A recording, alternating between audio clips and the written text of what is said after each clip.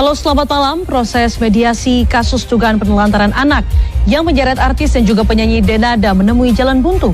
Resa yang mengaku anak biologis Denada juga membantah tudingan laporannya itu dilakukan untuk mencari keuntungan materi.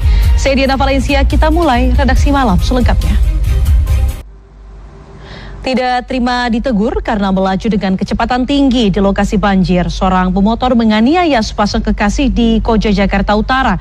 Sementara diduga depresi cekcok dengan kekasih, seorang sopir truk ditemukan tewas tergantung di truknya sendiri di Kabupaten Nagan Raya, Aceh.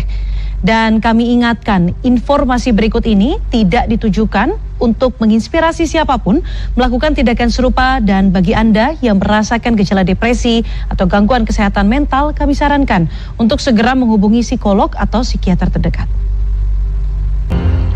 Selanjutnya, Polrestabes Medan mengungkap sindikat perdagangan bayi yang menjual bayi melalui media sosial. Sindikat ini melibatkan pasangan suami istri yang sengaja menjual bayinya hingga pasangan yang tidak menginginkan anak hasil hubungan terlarang. Jenazah Syafiq Ridan Ali Razan, pendaki yang sempat hilang di Gunung Slamet, akhirnya dimakamkan di kampung halamannya di Magelang, Jawa Tengah. Pihak keluarga mengaku ikhlas dan minta semua pihak mengakhiri semua prasangka dan juga spekulasi terkait penyebab kematian Syafiq.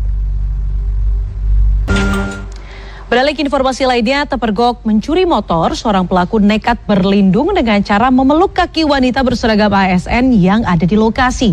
Beralih dari Pasuruan, Jawa Timur, pemancing ikan mendapatkan sebuah motor terkubur di tepi sungai. Kedua peristiwa ini pun viral di media sosial. Sejumlah video kejadian di Jakarta viral di media sosial. Di Cengkareng, Jakarta Barat, 3 Pak Ogah viral lantaran diduga sengaja memblokade jalan keluar tol menuju Jakarta Outer Ring Road atau JOR menggunakan water barrier dan juga rantai.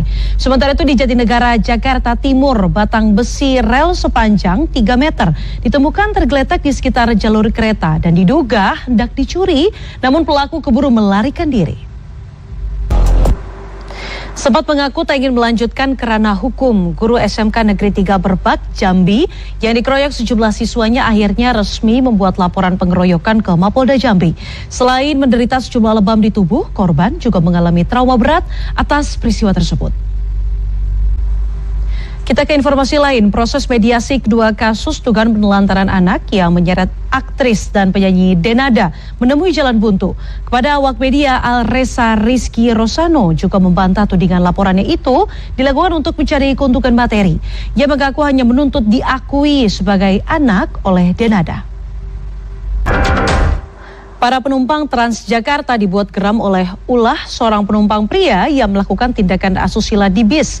Sementara itu, komplotan pelaku curanmor yang videonya viral karena menembak warga di Palmerah ditangkap polisi di Yogyakarta dan Cimahi. Dua informasi ini akan kami rangkum dengan aksi kriminalitas lainnya dalam Kilas Kriminal.